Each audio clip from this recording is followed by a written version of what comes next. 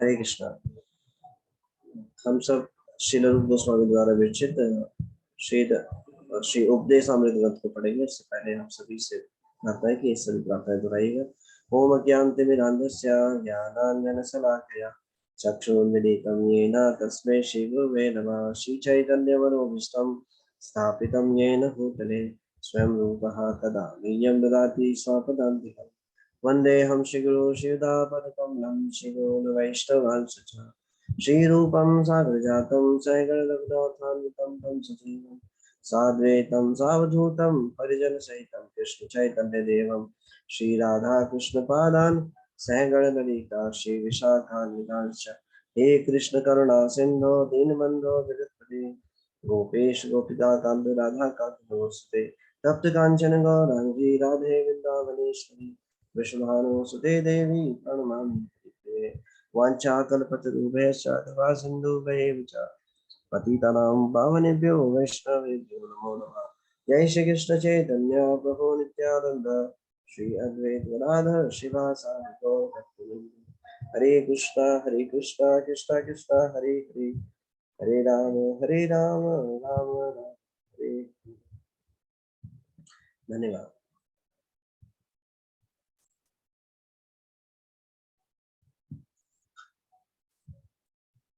ये श्लोक आपके स्क्रीन पे है, आप एक साथ दोहरा सकते हैं। श्लोक इस प्रकार है।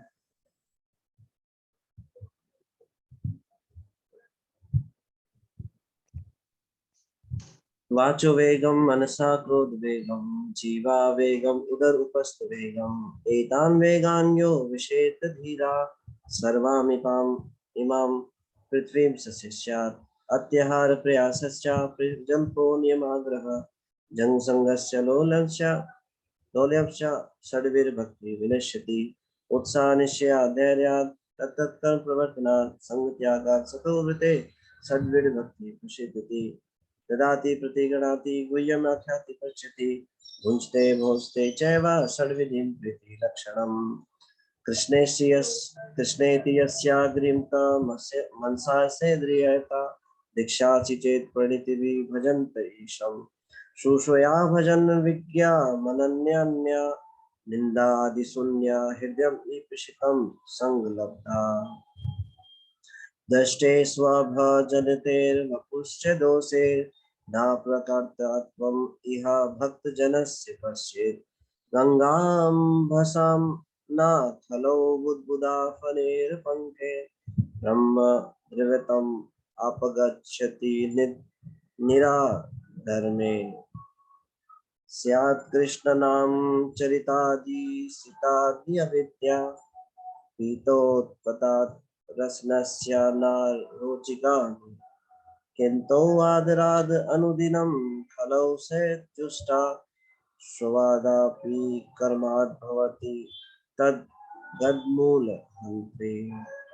तन्नाम रूपादि चरितादि सुकीर्तनानु स्मृत्यवकर्मेण रसना मनसि नियोज्य तिष्ठान् व्रजे तद् अनुरागी जनानुगामी कालं नयेत् अखिल इति उपदेशसारम्। वैकुण्ठजनितो वरा मधुपुरी तत्रादिरसोत्स्वान् वृन्दान्यम् उदारपानी रमना तत्रापि गोवर्धना राधाकुण्ड इहापि गोकुलपते प्रेमामृत प्लवनात् कुर्याद् अस्या विजतो गिरितटे सेवं विवेकिनाः। कर्मे भया परितो हरे प्रियतात्या व्यक्तिं वयोर्जानिष्णस् तेभ्यो ज्ञान विमुक्त भक्ति परमा प्रेमानिष्ठतस्तथा तेभ्यस्तत्पशुफल पंकजदृशि तेभ्यो अपि साराधिका प्रेष्ठात्वाद् इह तदीया सरसीतं नरस्य कः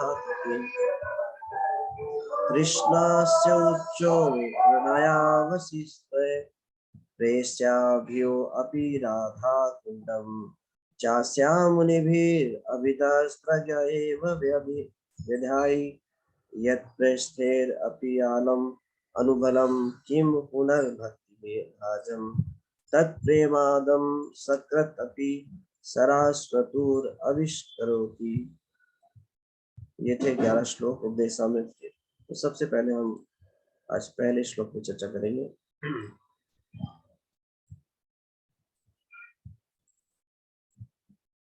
आप सभी के स्क्रीन पर ये श्लोक है। तो उपदेशामृत जो ग्रंथ है सारे उपदेशों का सार है। भगवान ने जीवों पे कृपा करने के लिए इन सभी शास्त्रों को प्रकट किया। तो सब बताते हैं शास्त्र में कि कृष्ण को सभी जो जीव है वो भूल गए हैं और भगवान ने जीवों पर कृपा करने के लिए इन वेद पुराणों को दिया है। तो वेद पुराणों को पढ़ना और उनके सार को निकालना ये अपने क्षमता से कोई नहीं कर सकता, लेकिन आचार्य जो है कृपावश ऐसा करते हैं। तो जैसे कि अलग अलग युगों में अलग अलग विधि है। सतयुग में भगवान को बहुत हजारों वर्षों तक तपस्या करके प्राप्त किया जाता था। त्रेता युग में बड़े बड़े यज्ञों को करके, द्वापर युग में बड़े बड़े अर्चा विग्रहों की सेवा करके, और कलयुग में हरिनाम संकीर्तन के द्वारा, जो कि बहुत ही सरल उपाय है। उसी प्रकार से आचार्यों ने एक बहुत सरल उपाय हमें दिया। तो श्रील रूप गोस्वामी जी ने सभी शास्त्रों के जो उपदेश हैं उनको सार रूप में 11 श्लोकों में हमारे समक्ष प्रकट कर दिया। तो उपदेश अमृत है ना, उपदेशों का अमृत। तो ये जो इंस्ट्रक्शंस है ये अमृत के समान है। क्यों? क्योंकि अमृत जो है वो कहाँ है? वो है भगवान के चरणों में। भगवान के चरणों में हमेशा मधु प्रवाहित होता है। तो जो अमृत है वो कैसे प्राप्त होगा? आचार्यों के उपदेशों को मान करके, फॉलो करके। तो कहाँ है अमृत? वो आचार्यों के गले में निवास करता है। तो रूप गोस्वामी जी ने अपने कंठ से इसको लेखनी में प्रकट कर दिया। वो क्या है? उपदेशामृत। तो ये जो श्लोक है पहला, ये बहुत ही महत्वपूर्ण श्लोक है। वाचो वेगम मनसा क्रोध वेगम जीवा वेगम उदर उपस्थ वेगम एतान वेगान यो विशेष धीरा सर्वाम इमाम पृथ्वीम से शिष्या। तो इसमें गुरु के योग्यता के बारे में बता रहे हैं इस श्लोक में कि एक व्यक्ति, कौन जो व्यक्ति है गुरु हो सकता है? जो इंद्रियों का स्वामी हो। जो इंद्रियों का स्वामी है वो गुरु बनने के योग्य है, गुरु स्वीकार किए जा सकते हैं। तो कौन कौन से कौन गोस्वामी बन सकता है? जो 6 वेगों को कंट्रोल कर सकता है, जो 6 वेगों के नियंत्रित में ना हो। 6 वेग उसके नियंत्रित में है। गोस्वामी मतलब जो इंद्रियों, गो मतलब इंद्रिया, स्वामी मतलब उनका स्वामी।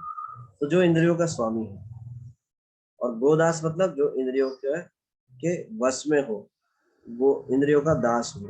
जैसे इंद्रिया जहां भगाती है वहां भाग जाता है, ऐसा नहीं। तो ये है गोदास। तो इस श्लोक में श्री रूप गोस्वामी जी बता रहे हैं कि जो 6 प्रकार के वेग है ये कंट्रोल करना कितना महत्वपूर्ण है।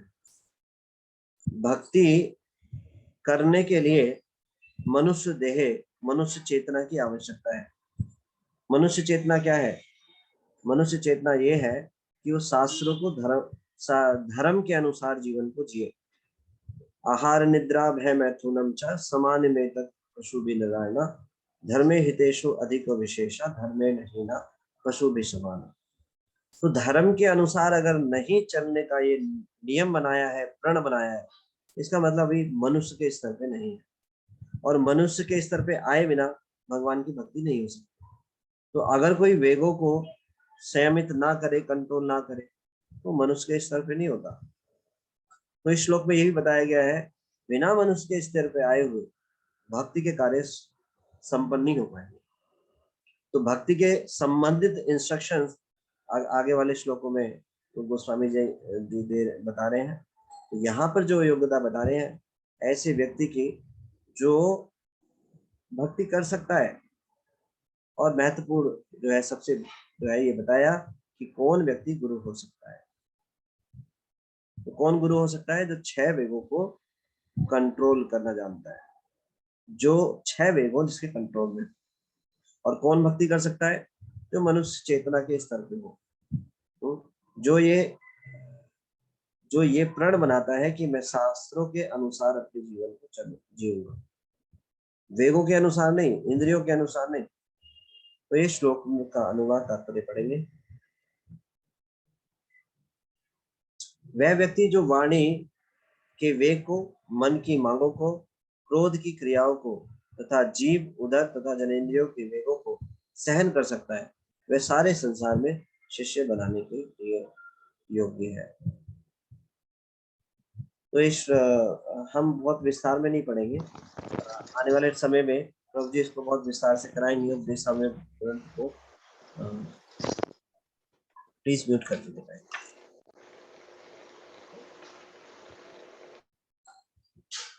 हम कुछ पॉइंट्स पे चर्चा करेंगे इस श्लोक में, सभी श्लोकों पे, बाकी विस्तार में प्रभु जी इसको कराएंगे।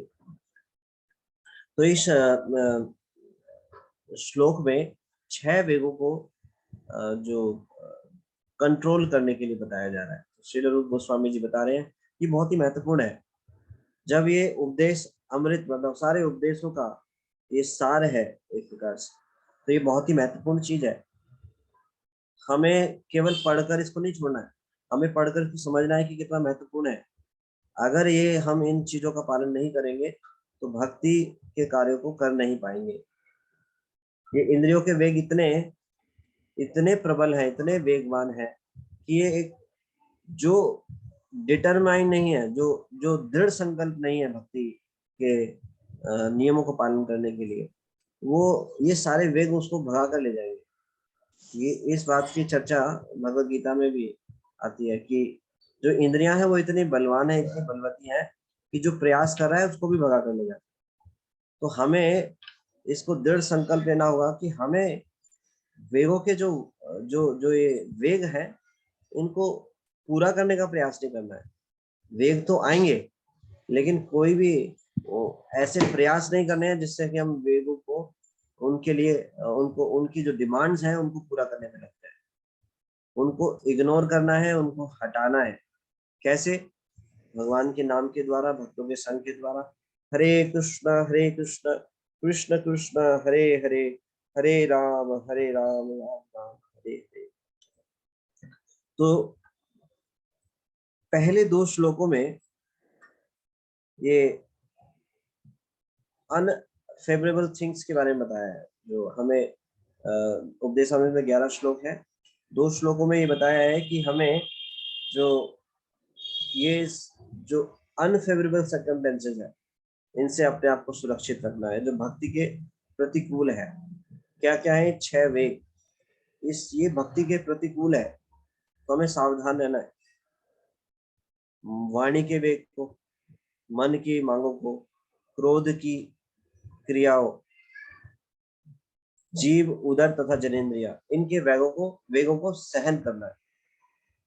जब कभी भी ये आए तो हमें सावधान होना चाहिए, अलर्ट रहना चाहिए। तो इनको ये जो सारी चीजें हैं ये भक्ति के अनफेवरेबल है। और फिर 2 श्लोकों में बताने के बाद अगले 4 श्लोकों में फेवरेबल चीजों के बारे में बताते हैं। भक्ति से संबंधित अनुकूल चीजों के बारे में श्रील रूप गोस्वामी बताते हैं 4 श्लोकों में। और फिर अगले 4 श्लोकों में 6 अगले 4 श्लोकों में व्रज धाम की महिमा का वर्णन करते हैं, इंपॉर्टेंस ऑफ व्रज धाम।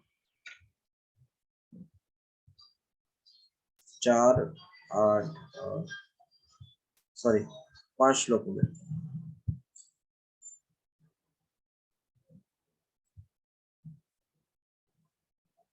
पहले 2 श्लोकों में अनफेवरेबल थिंग्स, फिर अगले 4 श्लोकों में बताते हैं फेवरेबल थिंग्स, भक्ति के अनुकूल वस्तुएं, कार्यों को।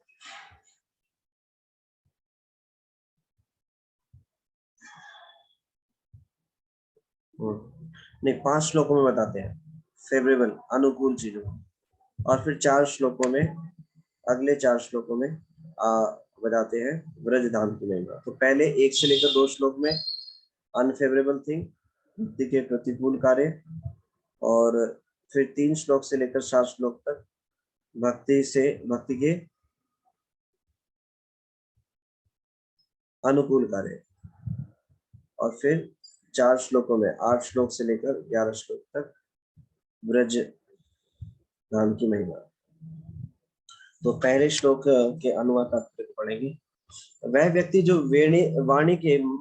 वाणी के वेग को, मन की मांगों को, क्रोध की क्रियाओं को तथा जीव, उदर तथा एवं जनेंद्रियों के वेगों को सहन कर सकता है, वह सारे संसार में शिष्य बनाने के लिए योग्य है।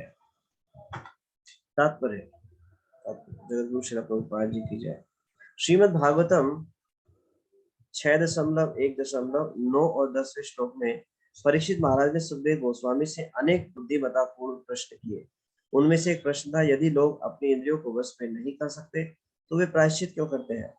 उदाहरणार्थ, एक चोर भली भांति जानता है कि वह चोरी करने पर पकड़ा जा सकता है, यही नहीं वह किसी अन्य चोर को पुलिस द्वारा वास्तव में बंदी बनाया हुआ देख भी सकता है, फिर भी वह चोरी करता है। सुनकर तथा देखकर अनुभव प्राप्त किया जाता है। जो कम बुद्धिमान होता है वह देखकर अनुभव प्राप्त करता है, और जो अधिक बुद्धिमान है वह सुनकर अनुभव प्राप्त करता है। जब बुद्धिमान व्यक्ति कानून की किताब तथा शास्त्रों से सुनता है कि चोरी करना अच्छा नहीं है और चोर पकड़े जाने पर दंडित होता है, तो वह चोरी से दूर रहता है। कम बुद्धिमान व्यक्ति संदीप शर्मा, सोलन से संदीप शर्मा।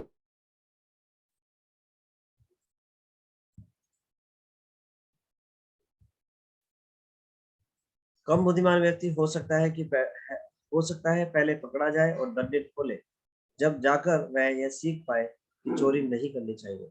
किंतु धूर्त मूर्ख व्यक्ति सुनकर तथा देखकर अनुभव प्राप्त करने पर भी तथा दंडित होने पर भी चोरी करता है। ऐसा व्यक्ति यदि प्रायश्चित भी करता है और सरकार द्वारा दंडित भी होता है, तो भी वह कारागार से निकलते ही फिर से चोरी करेगा। यदि कारागार के दंड को प्रायश्चित माना जाए तो ऐसे प्रायश्चित से क्या लाभ? अतः परीक्षित महाराज पूछते हैं,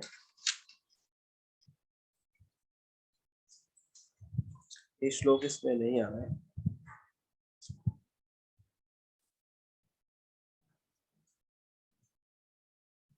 दृष्टा श्रुतुभ्यां यत् पापं जननाप्य मनोहितं करोति भूया विवशा पश्चात् चित्मतो कथं क्वचिन्निवर्तते भद्रात् क्वचित् चरति तत्पुनः प्रायश्चित्तमर्थो पार्थं मन्य कुचर सोचवत्। उन्होंने प्रायश्चित की तुलना हाथी के स्नान से की। हाथी भले ही नदी में भली भांति स्नान कर ले, किंतु जैसे ही वह किनारे तक पहुंचता है वह अपने पूरे शरीर पर धूल छिड़क लेता है, तो इस स्नान से क्या लाभ हुआ? इसी प्रकार अनेक आध्यात्मिक अनुशीलन करने वाले हरे कृष्ण महामंत्र का जप कीर्तन करते हैं और साथ ही यह सोचकर अनेक निषिद्ध कार्य भी करते हैं कि उनके जप से उनके सारे पाप नष्ट हो जाएंगे। भगवान नाम का कीर्तन करते समय जो 10 प्रकार के अपराध किए जा सकते हैं, उनमें से एक अपराध है नाम नो बलाद यस्य ही पाप बुद्धि, अर्थात हरे कृष्ण महामंत्र के जप के बल पर पाप कर्म करना। इसी प्रकार कुछ ईसाई अपने पापों को स्वीकार करने के लिए गिरजाघर जाते हैं। वे सोचते हैं कि पादरी के समक्ष अपने पापों को स्वीकार करके और कुछ तपस्या करके वे अपने सप्ताह भर के पापों के फल से मुक्त हो जाएंगे। जो ही शनिवार बीतता है और रविवार आता है, वे पुनः यह सोचकर पाप कर्म करना आरंभ कर देते हैं कि अगले शनिवार को उन्हें क्षमा दे दी जाएगी। परीक्षित महाराज, जो अपने समय के सर्वाधिक बुद्धिमान राजा थे, उन्होंने इस प्रकार की प्रायश्चित की भर्त्सना की।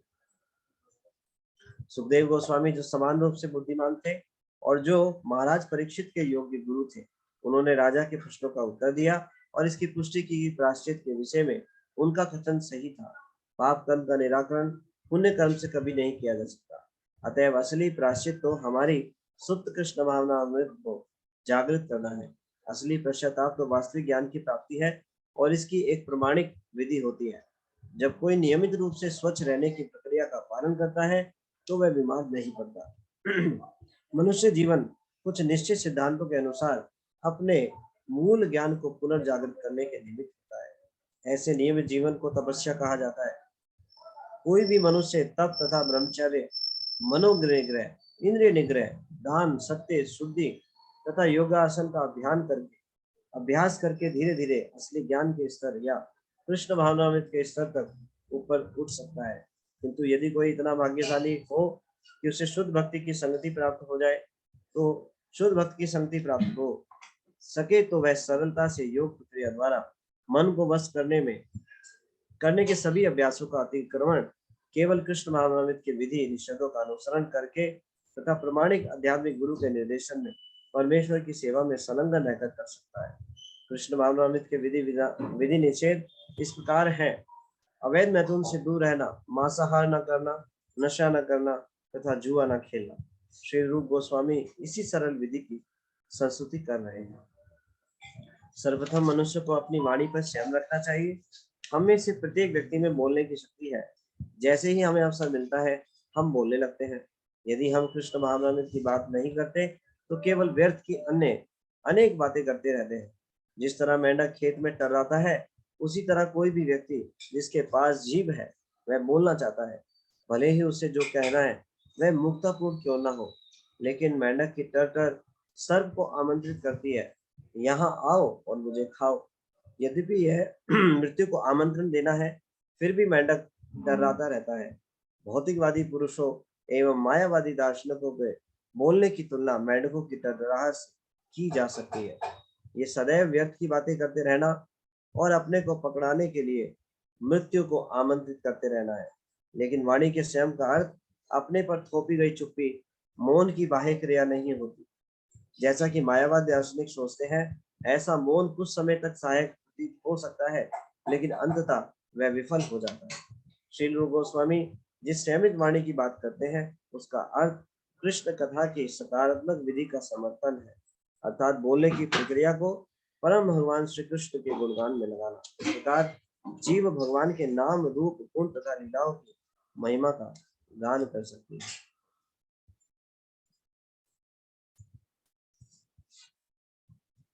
कृष्ण कथा का उपदेशक सदैव मृत्यु के चुंगल से दूर रहता है। वाणी के वेगों को संयमित करने की यही महत्वता है। मनोवेर या मन की अधीरता तभी वश में हो जाती है जब कोई अपने मन को कृष्ण के चरण कमलों में स्थित कर देता है। चैतन्य चरितामृत मध्य लीला 22वें अध्याय की 31वें श्लोक में कहा गया है, कृष्ण सूर्य सम माया है अंधकार, यहाँ कृष्ण ताहा नहीं माया राधिका। कृष्ण सूर्य के समान है और माया अंधकार के तुल्य है। यदि सूर्य उपस्थित हो तो अंधकार का प्रश्न ही नहीं होता। इसी प्रकार यदि कृष्ण मन में उपस्थित हो तो माया के प्रभाव से मन के विचलित होने की कोई संभावना नहीं रहती। समस्त भौतिक विचारों के निषेध की योग विधि से कोई लाभ नहीं होगा। मन में शून्य की सृष्टि करने का प्रयास करना कृत्रिम विधि है। यह शून्य टिक नहीं रहता। किंतु यदि कोई सदैव कृष्ण का तथा उनकी श्रेष्ठतम सेवा करने का चिंतन करता है तो उसका मन सहज ही वश में हो जाएगा। तो यहाँ तक अभी हमने पढ़ा, तो प्रभुपाद जी ने इसको एक्सप्लेन किया, वाणी के वेगों और मन के वेगों को। तो यहाँ पर सुखदेव गोस्वामी से प्रश्न पूछ रहे हैं परीक्षित महाराज जी। तो यहाँ पे श्रील प्रभुपाद जी 6ठे स्कंद को भी कोट कर रहे हैं कि ऐसे पश्चाताप का करने का क्या लाभ। पश्चाताप जो है, ऐसा पश्चाताप कि एक बार पश्चाताप किया और फिर पाप कर्मों में लग गए, उसका क्या लाभ। तो प्रभुपाद जी बता रहे हैं कि संसार के जितने भी अन्य प्रकार के उपाय हैं इन वेगों को रोकने के लिए, वाणी का वेग रोकने के लिए, जैसे बोलने के वेग को रोकने के लिए, बाकी सारे उपाय विफल है। केवल उपाय है जो है वो है कृष्ण भावना, अपनी वाणी को भगवान की सेवा में लगा। अब बोलने की शक्ति भगवान ने दी है और उस शक्ति का उपयोग ना करें, उसका क्या लाभ। और इसका उपयोग दुरुपयोग करें, इसका उपयोग ना करके दुरुपयोग करें, उसका भी क्या लाभ। जैसे मेंढक टर टर टर टर करके क्या करता है, अपने आप अपनी मौत को स्वयं बुलाता है, सांप को आमंत्रित करता है, देखो मैं यहाँ पे हूँ, आ जाओ और मुझे खा जाओ। तो इस संसार की जितने भी अन्य चर्चाएं हैं जो कृष्ण से संबंधित नहीं है, वो मेंढक के टर टर के समान ही है, उनसे कोई लाभ नहीं होने वाला। उससे क्या होगा, केवल समय की बर्बादी होगी और काल रूपी सर्प आएगा और खा जाएगा। हमारा समय इन व्यर्थ की चीजों में चला जाएगा। तो वाणी के वेग को कंट्रोल करने के लिए क्या करें, उसको इस वाणी को भगवान की सेवा में लगाएं। कलयुग के लिए विशेष वरदान है ये हरे कृष्ण महामंत्र, भगवान के नाम रूप गुण लीला का गुणगान करना और उसको सुनना। हरे कृष्ण कृष्ण कृष्ण हरे हरे, हरे राम राम राम हरे। कलयुग में तो सभी चीजों के लिए वरदान है। किसी को ज्यादा बोलने की आदत है तो ठीक है, ज्यादा बोलो, खूब बोलो, प्रतिदिन बोलते रहो, हर समय बोलते रहो। क्या बोलते रहो, हरे कृष्ण कृष्ण कृष्ण हरे हरे, हरे राम राम राम हरे हरे। हो गई वाणी कंट्रोल। अब वाणी कंट्रोल की कैसे, मुंह पे चेपी लगा करके बंद कर लिया। अब अंदर अंदर इच्छा तो है बोलने की, लेकिन बोलेंगे नहीं, तो उसका क्या लाभ। सभी वस्तुओं का उपयोग भगवान की सेवा में करना ये सबसे बेस्ट है। रिसोर्सेज का सही यूटिलाइजेशन है भगवान की सेवा में लगाना। मान लो एक पेड़ पे आम लगा हुआ है, मायावादी क्या बोलेगा, नहीं इच्छा नहीं करनी चाहिए, वो सड़ के गल के खराब चला जाएगा। लेकिन भक्त लोग क्या करेंगे, उसको तोड़ करके भगवान को अर्पण करेंगे, जिसकी वस्तु है उसको अर्पण कर देंगे। तो भक्त लोग जानते हैं ये वाणी ये भगवान की शक्ति है, भगवान के द्वारा शक्ति प्रदान की गई है। तो क्या करें, इसको भगवान की व्यर्थ की बातें ना करें। जैसे ही बोलने की इच्छा हो रही है तो ठीक है बोले, अब भक्तों से बात ना करें, भक्तों को फोन कर ले, हरे कृष्णा प्रभु जी, हाँ प्रभु जी से कुछ पूछा, प्रभु जी कुछ बताइए, ये साथ में रीडिंग कर ली, कुछ श्लोका याद कर लिए, कुछ भजन गा लिया। देखिए कितना अद्भुत है। तो वाणी को कंट्रोल करने के लिए अलग से कुछ प्रयास ही नहीं हुआ। भक्ति के कार्य इतने पावरफुल है कि जो जो वेग है ये स्वतः ही कंट्रोल हो जाते हैं। वाणी को कंट्रोल करना प्राय असंभव है। हर एक व्यक्ति बोलने का वेग रखता है। किसी को मौका दिया जाए स्टेज पे खड़ा होकर कुछ बोलिए, अनायास ही बोलने लगेंगे, और क्या क्या बोलेंगे। हाँ? आप देखिए बोलने का वेग कितना है। आज के समय में जो विद्या दी जाती है उसमें यही सिखाया जाता है कैसे आप तर्क वितर्क कर सकते हो। अहंकार बढ़ता है आजकल की जो विद्या है। विद्या का लक्ष्य है विद्या ददाति विनय।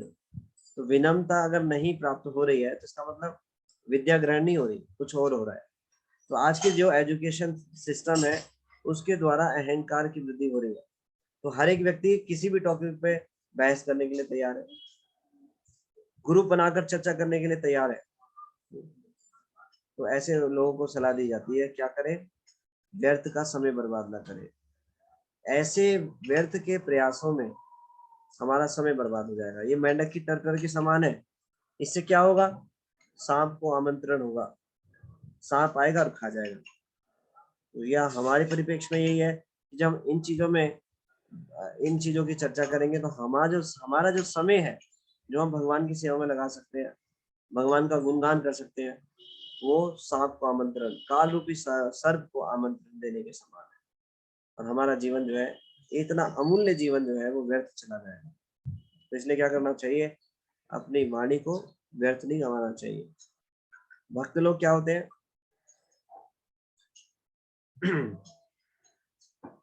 अभक्तों के सामने अपनी इंद्रियों को समेट लेते हैं कछुए के समान। तो वाणी का वेग जो है अभक्तों के सामने कैसा होता है, वो मौन करके होता है। उनके बीच में बिल्कुल भक्त लोग ऐसे हो जाते हैं कुछ नहीं जानते। हाँ, अगर कोई भगवान के बारे में जानना चाहता है तो भगवान के बारे में उसको सुनाते हैं, बताते हैं और उसको भगवान से जोड़ने का प्रयास करते हैं। और भक्तों के बीच में भगवान के बारे में चर्चा करते हैं, श्रवण करते हैं, कीर्तन करते हैं, जप करते हैं। तो यही जीवन की सार्थकता है कि अपनी वाणी का सदुपयोग किया जाए। तो वाणी किसकी शक्ति है? भगवान की शक्ति। इसको भगवान को अर्पण करना चाहिए, हमारी शक्ति नहीं है ये। अब आप देखिए, कई बार जो है जन्म से ही बच्चे मूक पैदा होते हैं, उनके बोलने की शक्ति नहीं होती। तो ये शक्ति किसने दी? भगवान ने दी। तो जो भगवान ने दी है तो उसको भगवान की सेवा में लगाना चाहिए। क्या पता भगवान कब किस समय छीन ले, कुछ पता नहीं। भगवान की शक्ति है, भगवान की इच्छा से, भगवान की कृपा से मिली, तो उसको ज्यादा जितना संभव हो उसको भगवान की सेवा में लगाना चाहिए, हमेशा स्मरण करना चाहिए और भगवान का गुणगान करना चाहिए। हरे कृष्ण कृष्ण कृष्ण हरे हरे, हरे राम राम राम हरे। दूसरा वेग हमने पढ़ा इसमें अभी प्रभुपाद जी के तात्पर्य से, मन का वेग। मन को कंट्रोल करना ये बहुत ही कठिन कार्य है। मन के अंदर इतनी शक्ति है, कहते हैं ना मनोवेग, कि एक पल में यहाँ पर है, एक पल में अमेरिका पहुंच जाएगा। बताइए, इतनी तेज फ्लाइट है कोई संसार में? एक भी फ्लाइट नहीं है। अभी यहाँ बैठा था, अभी मन जो है अमेरिका पहुंच गया, अमेरिका से अब इंग्लैंड भी पहुंच गया और वापस भारत में आ गया। बताइए, ट्रैवल हो गया कितना, पूरे ब्रह्मांड का चक्कर लगा दिया। ऐसा है मन, इतना पावरफुल है। मन को कंट्रोल करना ये असंभव कार्य है। एक बार एक बंदर को एक राजा बना दिया बंदर को राजा बनाया। देखिए ध्यानपूर्वक सुनिएगा। अब सारे जो है जंगल के जितने भी जो अन्य पशु हैं, समस्या लेकर राजा के पास पहुंचते हैं। राजा जी, हमारी बड़ी समस्या पड़ी है, थोड़ा सहायता कीजिए, प्रॉब्लम को सॉल्व कर दीजिए। तो राजा जी बैठे हुए हैं सिंहासन पे और उनकी जो परेशानी है वो सुनी, और सुनने के बाद में एकदम से खड़े हुए और पेड़ पर चढ़ गए। पेड़ पर चढ़े और सबसे पहले पेड़ को हिलाने लगे, फिर दूसरे पेड़ पे छलांग लगी, उसको हिलाने लगे, तीसरे पेड़ पे छलांग मारी, उसको हिलाने लगे, और बहुत देर तक ऐसे ही चलता रहा। तो सभी ने एक साथ बोला, राजा जी पेड़ हिलाते रहोगे, कुछ करोगे? उन्होंने कहा, समस्या का निवारण हो ना हो, मैं अपना काम तो कर ही लूं। तो कहने का तात्पर्य यह है, मन का यही कार्य है। मन में जो विचार आते हैं, इधर उधर भगाता रहता है, कुछ निवारण हो, सॉल्यूशन हो, या कुछ काम हो ना हो, बस यही काम है मन का। भक्ति के कार्य करेंगे तो ऑफिस का काम याद दिलाया जाएगा, ऑफिस का काम याद कर रहे होंगे, ऑफिस का काम, तो भक्ति कार्य को याद दिलाया जाएगा। सही समय पे सही कार्य नहीं करने देंगे। मन का ही काम है। सुबह उठे तो कहेगा थोड़ा सा कल लेट हो गए थे, थोड़ा सो जाओ। जेन्युइन प्रॉब्लम है, हो जाता है कभी कभी, सो जाओ, सुला देगा। माला करने बैठे तो माला करते समय मन पूरे संसार में चला जाएगा, सारे कामों की लिस्ट याद आ जाएगी, मतलब जो चीज नहीं करनी चाहिए वो चीज कराएगा, जिस समय पे जो चीज करनी है वो नहीं करने देगा। मन का यही कार्य है। मन का कार्य है कामों को बिगाड़ना। मन जो है बंदर के समान है, कभी भी एक स्थान पे बैठ नहीं सकता। इसको प्रताड़ित करके, दंडित करके ही कंट्रोल किया जा सकता है। और देखिए, जब मदारी जो है बंदर को कंट्रोल करता है तो मदारी के इशारे पे बंदर नाचता है ना। तो हमें भी ऐसे ही करना चाहिए, हमें अपने आप को बंदर समझना चाहिए, हमें अपने आप को स्वयं को, क्योंकि हमारा मन बंदर है तो हमें भी अपने आप को बंदर ही समझना चाहिए। और क्या करना चाहिए, एक्सपर्ट जो मदारी हैं, जो एक्सपर्ट आचार्य हैं, उनके उनके उनके चरणों में बन जाना चाहिए, और जैसे वो नचाएं उनके इशारों पे नाचना चाहिए। देखिए, मन जो है वो बंदर के समान है। जब मदारी बंदर को कंट्रोल करता है तो वो भय से करता है, उसके अंदर स्पॉन्टेनियसली ऐसा करने का इच्छा नहीं है, जैसा मदारी बोले वैसे करे। मदारी बोलेगा ऐसे नमस्ते करो, नमस्ते करेगा, उछल को उछलेगा, उसके अंदर इच्छा नहीं है, वो मजबूरी में कर रहा है। भय है उसको, क्यों? मदारी के पास डंडा है।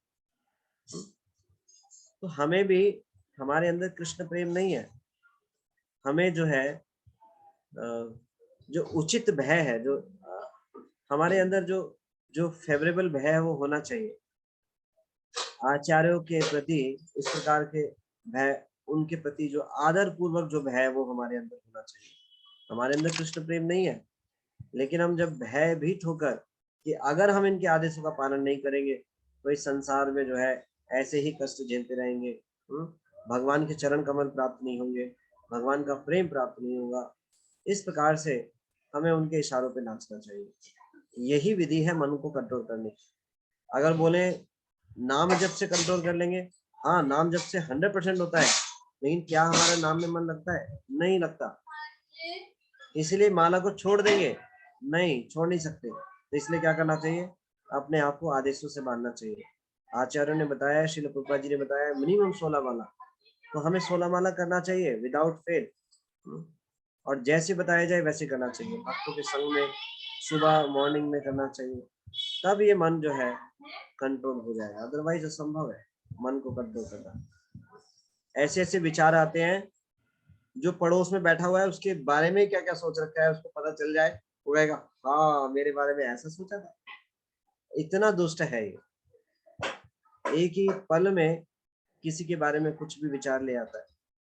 तो मन ये बहुत ही असंभव भी है प्राय कंट्रोल करना। तो यहाँ प्रश्न उठता है कि जब मन इतना पावरफुल है तो भगवान ने इसको बनाया क्यों? तो मेरा यहाँ पे प्रश्न है कि अगर भगवान ये मन ऐसे उल्टे कार्यों में लगाता है तो भगवान ने बनाया क्यों? प्लीज रेज हैंड रेज कीजिएगा कि अगर भगवान ने ये मन ऐसा उदंड तत्व है तो बनाया क्यों भगवान ने? क्या आप कुछ बोलना चाहते हैं इसको?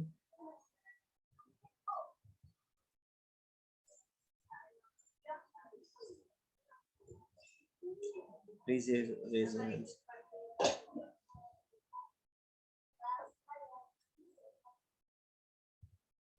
परिजात सुदेवी माता जी।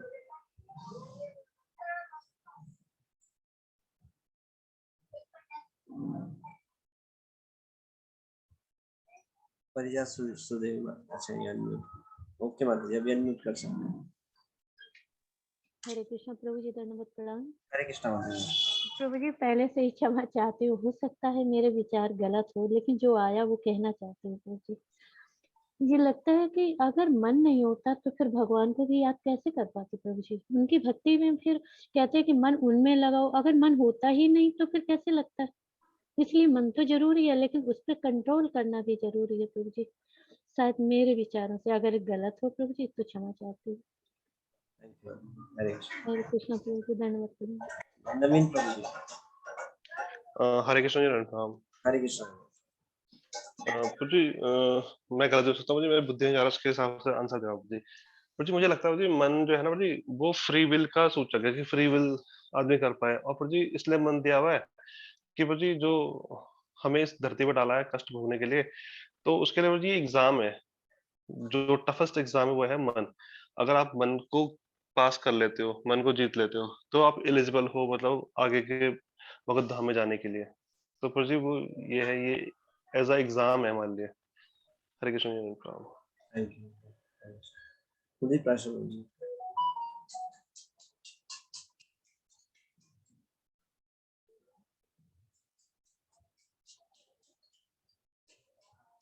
हरे कृष्णा प्रभु जी, प्रणाम। हरे कृष्णा। प्रभु जी मेरा भी एक जो नवीन प्रभु जी ने बोला कि मन इसलिए दिए भगवान ने कि हमें स्वतंत्रता मिल सके। स्वतंत्रता के लिए अगर भगवान हमें स्वतंत्रता नहीं देते तो फिर एक ही ऑप्शन रह जाता कि केवल भगवान का ही सेवा करनी है। तो प्रभु जी भगवान ने हमें स्वतंत्रता देने के लिए मन दिया है कि हम जैसा चाहें वैसा करें। लेकिन भगवान भगवत गीता में ये भी कहते हैं 7वें अध्याय के 12वें अध्याय के 8वें श्लोक में, मय एवं मन आदतस्व मयि बुद्धि निवशिष्यसि मय एव अतः ऊर्ध्वं न संशय। भगवान कहते हैं कि अपने चित्त को मुझ पर स्थिर करो और अपनी सारी बुद्धि मुझ में लगाओ। तो भगवान वहाँ पे कह रहे हैं कि मेरा अपना मन जो है मुझ पर स्थिर करो। और भगवान ने ये भी कहा मन इसलिए दिया है कि तुम आप स्वतंत्र हो, जाओ जो चाहे सो करो। तो लेकिन भगवान भगवद गीता में कह रहे हैं कि अपना मन क्या है मुझ में लगाओ। तो इसलिए भगवान ने मन दिया। हरे कृष्ण बोले। Thank you. हरे कृष्ण। हरि प्रकाश प्रभु जी।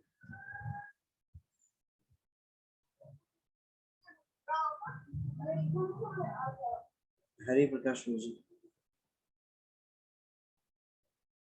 मुझे हैंड रेज किया आपने। हरे कृष्णा प्रभु जी, दंडवत प्रणाम जी। यस प्रभु जी। प्रभु जी, जो मैं समझता हूँ जी कि हमारे जीवन में जैसे प्रभु जी, मैं गलत भी हो सकता हूँ, रिक्रूटमेंट्स होती हैं प्रभु जी, जैसे पुलिस डिपार्टमेंट्स में होती हैं, आर्मी में होती हैं जी। तो हर जगह जो है ना जी, पहले हार्डल्स रखे होते हैं जी उन्होंने।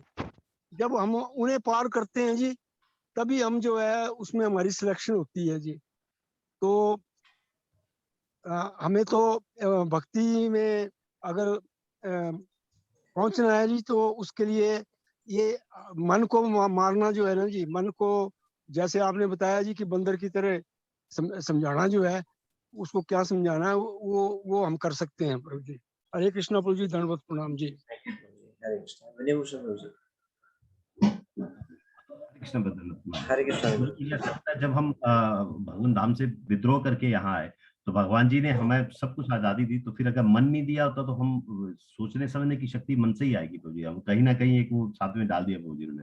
तो इसलिए अब हम धाम की तरफ भी जा सकते हैं और दूसरी तरफ नीचे की तरफ भी आ सकते हैं। तो आजादी देने के लिए मन एक तत्व का होना बहुत जरूरी था प्रभु जी, तब उन्होंने मन दिया। हरे कृष्ण।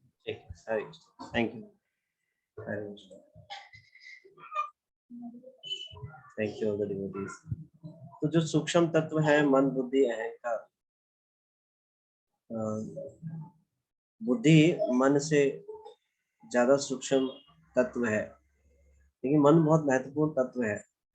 भगवान ने मन को इसलिए बनाया जीवात्मा की सहायता करने के लिए, एक ही उद्देश्य था। लेकिन इस मन को हमने डिकोड कर रखा है, ब्रेन वॉश कर रखा है इस संसार के भोगों में। जब ये इस अवस्था पे आ जाएगा, जब ये ब्रेन वॉश जो हमने किया हुआ उसको धुलाई हो जाएगी, साफ हो जाएगी, तो ये प्रगतिशील कराएगा भगवान को प्राप्त करने में, चरण कमलों को प्राप्त करने में। अभी जो कठिनाई हो रही है वो इसलिए हो रही है कि जो हमने डिकोड किया हुआ है इतने जन्मों से, अभी वो माइनस में खाता चल रहा है, माइनस से अभी जीरो पर भी नहीं आया है। जीरो से जब भगवान की तरफ अग्रसर होंगे तो बहुत तेजी से प्रगति होगी। अभी मन में हमने कितने जन्मों के इंप्रेशन डाले हुए। मन का केवल एक ही उद्देश्य था कि भगवान के चरण कमलों में उसको लगाना, और इसीलिए भगवान ने उसको प्रकट किया, जिससे जब एक बार मन भगवान में लग जाता है तो बाकी सारी इंद्रियां स्वतः ही उसमें लग जाती है। लेकिन अभी हमने उसको अलग चीजों में ट्रेन किया हुआ है, संसार के भोगों में ट्रेन किया हुआ है। इतने जन्मों से इन भोगों की प्रैक्टिस है, और उन्हीं भोगों का जो अनुभव है, इंप्रेशन है, वो मन पे पड़ा हुआ है। इसीलिए मन स्वाभाविक रूप से इन चीजों के तरफ भागता है, लेकिन मन का उद्देश्य ये स्वाभाविक रूप से कृष्ण की तरफ भागना, लेकिन उसको गलत ट्रेन किया हुआ है, इसीलिए परेशानी है। बनाया तो इसी उद्देश्य है कि जीवात्मा की सहायता हो, भगवान के पास भगवान में आ सकती हो, यही उद्देश्य है। तो मन को डिकोड किया हुआ है हमने अपने पुराने इतने जन्मों के इंप्रेशन से। तो अब ऐसी अवस्था में इस मन को केवल प्रताड़ित करके ही जबरदस्ती लगाना होगा भगवान के सामने। मन नहीं करेगा, क्यों? क्योंकि इंप्रेशन गलत पड़े हुए हैं पुराने जन्मों। तो हम जब अपने आप को आचार्यों के आदेशों से मानते हैं और जब उनके आदेश के अनुसार कार्य करते हैं, तो धीरे धीरे जो पुराने इंप्रेशन है वो धुलने लगते हैं, साफ होने लगते हैं। जितनी तीव्रता से हम भक्ति के प्रयास करेंगे उतनी तीव्रता से वो इंप्रेशन खत्म होंगे, और फिर वो भक्ति में तीव्रता से आगे बढ़ेगा। तो इसलिए जो मन है उसका जो उद्देश्य है वो तो यही है, एकमात्र जो मन है वो कृष्ण की भक्ति में वो सहायक हो, जीवात्मा को भगवान के नजदीक लेके जाए। यही इस प्रकार से भगवान ने इस तत्व को दिया, प्रकट किया। मन एक बार लग जाता है तो फिर स्वतः ही जो है सारी इंद्रियां वापस लगी होती है। इस्कॉन का एक प्ले है, आपने देखा होगा यूट्यूब पे, मी एंड माइंड। तो जब संसारों में संसार के भोगों में लगे रहते हैं तो माइंड जो है, माइंड के पीछे पीछे हम लोग भागते हैं। माइंड जैसा कहता है वैसा हम करते हैं। लेकिन जब माइंड ट्रेंड हो जाता है भक्ति में तो फिर माइंड जो है पीछे पीछे भागता है। कहाँ? भक्ति के कार्यों के लिए। तो मन का उद्देश्य तो सही है, भगवान ने एक ही उद्देश्य बनाया है कि मन को भगवान की सेवा में लगाया जाए, भगवान के प्रति अट्रैक्शन हो, जीवात्मा की सहायता हो, इसलिए मन को बनाया। लेकिन हमने उसको भोगों में लगा करके वो गलत इंप्रेशन डाल दिया, इसलिए समस्या पड़ी हुई है। तो मन को कंट्रोल किया जा सकता है, केवल एक ही तरीका है, वो है भगवान में मन को लगाकर, सेवाओं के माध्यम से, कथाओं के माध्यम से, श्रवण के माध्यम से, जप के माध्यम से, कीर्तन के माध्यम से, हरे कृष्ण कृष्ण कृष्ण हरे हरे, हरे राम राम राम हरे। तो भक्ति के कार्यों को जबरदस्ती पकड़ करके, प्रताड़ित करके मन को लगाना चाहिए। जब ऐसा बार बार करेंगे फिर मन स्वतः ही लग जाएगा। शुरू में देख रहे हैं, एक बार पहले तो ऐसे करेगा, हरे कृष्ण कृष्ण कृष्ण हरे हरे, हरे राम राम राम हरे, हरे कृष्ण कृष्ण कृष्ण हरे हरे, हरे राम राम राम हरे हरे, हरे कृष्ण कृष्ण कृष्ण हरे हरे, हरे राम राम राम हरे हरे, हरे कृष्ण कृष्ण कृष्ण हरे हरे, हरे राम राम राम हरे हरे। पहले तो मुरझाया हुआ, जबरदस्ती से किसको मार पीट के बैठाया हो, लेकिन करते करते करते प्रैक्टिस करते करते करते वो भगवान का नाम लेने में उसको ब्लिस आने लगेगा, मुस्कुराहट आ जाएगी। तो ऐसा होता है ना, शुरू में जब करते हैं तो ऐसा लगता है किसी ने मार कूट के पिटा के जबरदस्ती बैठाया है। लेकिन जैसे ही धीरे धीरे जब बार बार करते रहते हैं तो उसी में प्रगति होती रहती है और नाम रुचि प्रकट होने लगती है। तो ये जो है, मन को केवल भगवान में लगाकर ही मन को कंट्रोल किया जा सकता है, और कोई विधि नहीं है। तो आगे पढ़ेंगे। इसी प्रकार क्रोध को वश में किया जा सकता है। हम क्रोध करना पूरी तरह तो बंद नहीं कर सकते, लेकिन यदि हम उन्हीं पर क्रोध करें जो भगवान या भगवत भक्तों की निंदा करते हैं, तो हम कृष्ण भावनामृत में अपना क्रोध वश में करते हैं। भगवान चैतन्य महाप्रभु जगाई तथा मघाई नामक दो दुष्ट भाइयों पर क्रुद्ध हुए थे, जिन्होंने नित्यानंद प्रभु की निंदा की थी और उन्हें मारा था। अपने शिष्टाष्टकम में भगवान चैतन्य ने लिखा है, तृणादपि सुनिचेना तरोरपि सहिष्णुना। मनुष्य को तृण से भी अधिक विनम्र तथा वृक्ष से भी अधिक सहनशील होना चाहिए। तो यहाँ पर क्रोध में वश करने का मतलब ये नहीं है क्रोध को सेवा में लगाना है, जबरदस्ती नहीं लगाना है। वो तो हनुमान जी या अर्जुन लगा सकते हैं जो डायरेक्ट भगवान के संरक्षण में है। अगर हम ऐसा प्रयास करें कि अपने क्रोध को भगवान की सेवा में लगाएंगे तो हमारे साथ गड़बड़ हो जाएगी। हमें तो इस वेग को रोकना है और अपने आप को याद दिलाना है कि हमें क्रोध नहीं करना है। ये हमारे लिए बहुत ही खतरे वाली बात है। क्रोध का मतलब है खतरे से एक कदम दूर। जैसे ही क्रोध किया खतरे में पड़ जाएंगे। और वैसे भी क्रोध जो है हम समय के अनुसार करते हैं। जहां पर देखते हैं यहाँ पर हमारा अधिकारत्व है, जिसको हम क्रोध करेंगे वो हमें कुछ नहीं कहेगा, तो वहां पर हम बहुत अच्छे से क्रोध करते हैं। और जहां पर हमें दिखाई देता है क्रोध करने से भारी पड़ जाएगा, वहां चुपचाप हो जाते हैं। एक बार चाय की दुकान पे एक पतला सा व्यक्ति बैठा हुआ था और वहां पर एक विशाल जो है 7 फुटा व्यक्ति बैठा हुआ था, बहुत ही स्ट्रॉन्ग। तो उस पतले से व्यक्ति ने उस स्ट्रॉन्ग जो हैवी हेल्थी शरीर वाला जो था 7 फुटा व्यक्ति, उससे पूछा, भैया थोड़ा सा समय बता दो क्या हो रहा है। तो उसने क्या किया, तुरंत मुक्का लिया और उसके मुंह पे मार दिया भीषम, और उसको एकदम से चकरा आ गया। अब इतना सूखा सा व्यक्ति हो और बलशाली व्यक्ति उसके मुक्का धर दे तो क्या होगा। हाँ, तो उसको चक्कर आ गए, दिन में चक्कर आ गए। तो पड़ोस में जो व्यक्ति बोला था उससे बोला, अरे भैया ऐसे कैसे मुक्का मार दिया, छोड़ना मत इसको भी पलट के जवाब देना। तो बोलता है, भैया मैं तो ये शुक्रगुजार मना रहा हूँ, 1 घंटे पहले प्रश्न ने भी पूछा, अभी तो एक ही मारा था, नहीं तो 12 बजते। कहने का मतलब है समय पूछा तो 1 मुक्का दिया, अगर 1 घंटे पहले पूछते तो 12 बजे होते और 12 मुक्के मारता। तो क्रोध हम कहाँ प्रकट करते हैं, जहां पर हमारी चल सकती हो। जहां पर नहीं चलती वहां अपने आप ही अपने आप को शांत कर लेते हैं। तो क्रोध प्रकट करने से केवल अपना नुकसान ही होगा। तो ऐसा नहीं है, क्रोध को कंट्रोल नहीं किया जा सकता, किया जा सकता है। कब? अपने आप को याद दिलाना पड़ेगा कि हमारे पे सिचुएशन भारी पड़ जाएगी।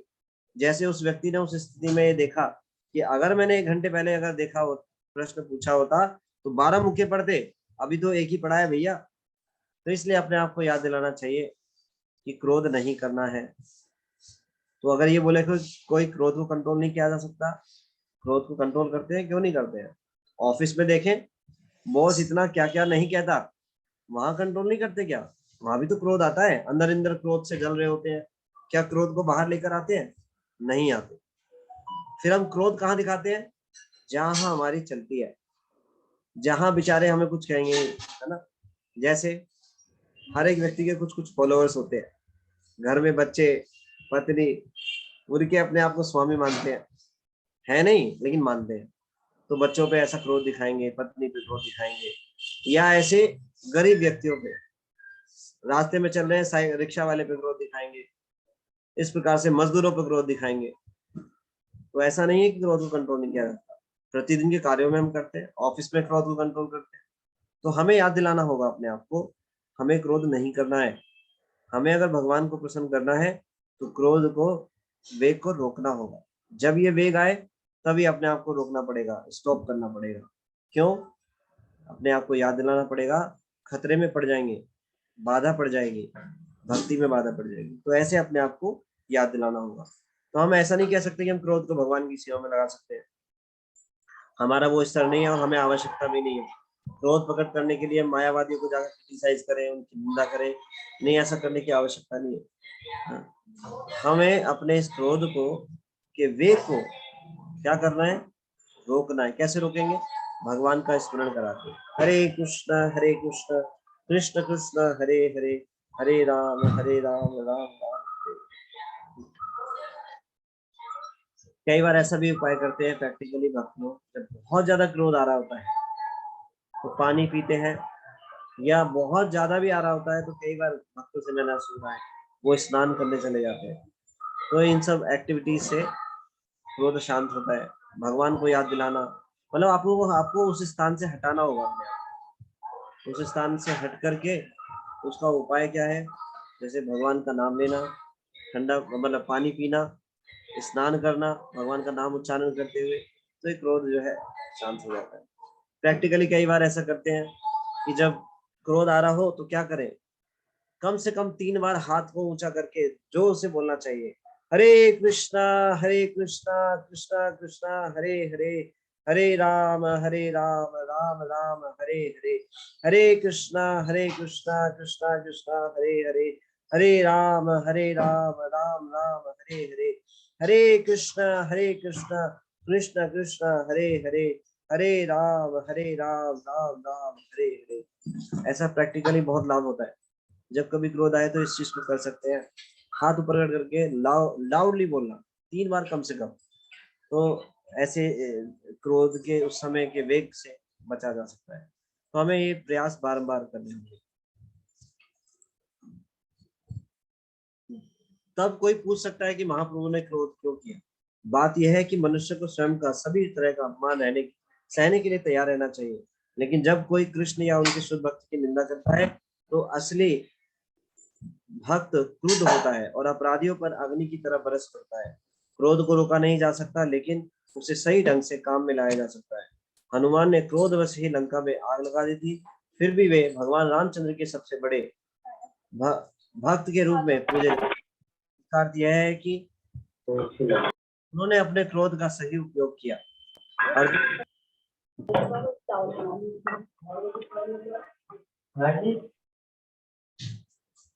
अर्जुन इसके दूसरे उदाहरण हैं। वे युद्ध नहीं चाहते थे, लेकिन कृष्ण ने उनके क्रोध को यह कहकर उकसाया, तुम्हें युद्ध करना होगा, बिना क्रोध के युद्ध करना संभव नहीं है। किंतु जब क्रोध का उपयोग भगवान की सेवा में किया जाता है तब वह वश में हो जाता है। तो हम क्रोध का उपयोग कहाँ कर सकते हैं? जहां पर भक्तों के प्रति कोई अपराध कर रहा हो या भक्तों को प्रताड़ित कर रहा हो, तो यहाँ पर क्रोध का उपयोग किया जा सकता है। या परंपरा के आचार्यों के विरुद्ध तो हमें जो है तो यहाँ पे क्रोध प्रकट किया जा सकता है अगर कोई उनके प्रति कोई ऐसा कार्य करता है। जहां तक जीव के वेग का प्रश्न है, हम सभी अनुभव करते हैं कि जीव सदा स्वादिष्ट व्यंजन चखना चाहती है। सामान्यतः हमें जीव को उसका इच्छित भोजन नहीं करने देना चाहिए, लेकिन प्रसाद प्रदान करके उसे वश में करना चाहिए। भक्त का पूर्ण पुरुषोत्तम भगवान श्री कृष्ण और उनकी अंतरंगा शक्ति श्रीमती राधा रानी का भाव तो यह होता है कि वह तभी खाएगा जब कृष्ण उसे प्रसाद देंगे। जीव के वेग को वश में करने का यही उपाय है। मनुष्य को चाहिए कि नियत प्रसाद समय पर प्रसाद ग्रहण करे और होटलों या मिठाई की दुकानों में मात्र अपनी जीभ या पेट की इच्छा पूर्ति के लिए भोजन न करें।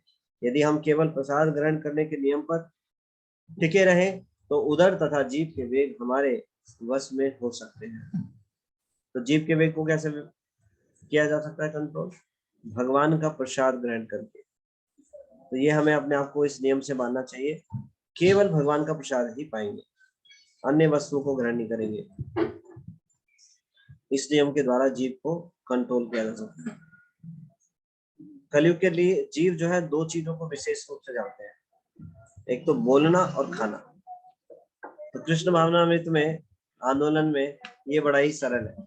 बोलने के जो है वेग वो भगवान के गुणगान में, कीर्तन में और नाम जप में, और जो जीव का जो खाने का जो वेग है उसको कृष्ण प्रसाद में।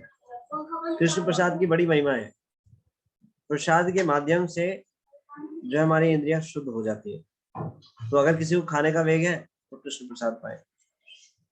एक बार इस्कॉन में ही वरिष्ठ वैष्णव है इसलिए सार्वभौम प्रभु जी वो बता रहे थे सुभाग स्वामी महाराज से वो इस्कॉन में कैसे जुड़े थे। एक बार संडे ऑफिस में आए थे वो, उन्होंने प्रसाद पाया और इस्कॉन के रसगुल्ले पाए। कौन है वो? इस्कॉन की गोलियां। जब उन्होंने पाया तो उनको बड़ा अच्छा लगा। तो तमाल कृष्ण गोस्वामी महाराज से उन्होंने कहा बड़ा अद्भुत है, ये क्या था? उन्होंने बोला ये रसगुल्ला है, गुलाब जामुन। उनका तो बड़ा अच्छा है। तो तमाल कृष्ण गोस्वामी महाराज बोलते हैं कि तुम्हें प्रतिदिन एक मिलेगा अगर तुम एक माला करोगे तो उन्हें बड़ा अच्छा लगा। तो उन्होंने कहा ठीक है। तो उन्होंने माला करनी शुरू करी और उनको रसगुल्ला मिला। तो उन्होंने क्या किया, उनको इतना रसगुल्ला पसंद आया, डेली 16 माला करनी शुरू कर दी। उन्होंने बोला अगर मैं 16 माला करूंगा तो मुझे 16 रसगुल्ले मिलेंगे? उनका हाँ। कमाल कृष्ण गोस्वामी महाराज ने बोला हाँ जरूर मिलेंगे। तो फिर क्या होता था, सुबह जब के समय पे 16 रसगुल्ले लेके बैठते थे, एक माला करते थे और एक रसगुल्ला अंदर जाता था। तो ऐसे वो 16 माला करते थे। और बाद में जो है वही इतने महान वैष्णव बने और इस्कॉन में वो सन्यासी बने, सुभाग स्वामी महाराज। तो क्या हुआ, प्रसाद पाने से कृष्ण प्रेम हो गया और फिर क्या, सब रसगुल्ले की बात छोड़िए, पूरा संसार ही छोड़ दिया, अपने आप को भगवान की सेवा में पूर्णता लगा दिया। सन्यासी थे वो। तो इस प्रकार से जो है, जो प्रसाद है वो हमारी सारी एग्जिस्टेंस को शुद्ध करने वाला है। प्रसाद जो है बहुत ही इंपॉर्टेंट अंग है भक्त के जीवन में। भक्त जो प्रसाद क्या करता है, हमारी अस्तित्व को शुद्ध करता है और हमारी भक्ति को मेंटेन करता है। जब हम भक्ति कर रहे हैं, भक्ति के कार्य, और अगर प्रसाद नहीं पाएंगे तो हम भक्ति को मेंटेन नहीं कर सकते, विचलित हो जाएंगे, हमारा मन इधर उधर भागेगा।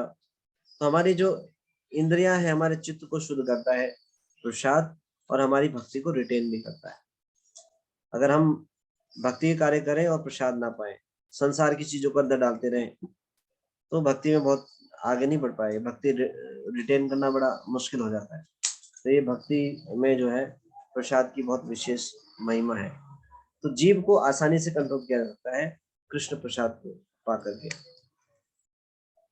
इसी प्रकार जनेंद्रियों के वेग या काम वासना के वेग भी उन्हें अनावश्यक रूप से प्रयोग में ना लाकर वश में किए जा सकते हैं। जनेंद्रियों का उपयोग कृष्ण भावनाभावी संतान उत्पन्न करने के लिए किया जाना चाहिए, अन्यथा उनका उपयोग ना किया जाए। कृष्ण भावनामृत आंदोलन में विवाह को इसलिए प्रोत्साहन नहीं दिया जाता कि कर्मेंद्रियों की तृप्ति हो, अपितु कृष्ण भावनाभावी संतान उत्पन्न करने के लिए दिया जाता है।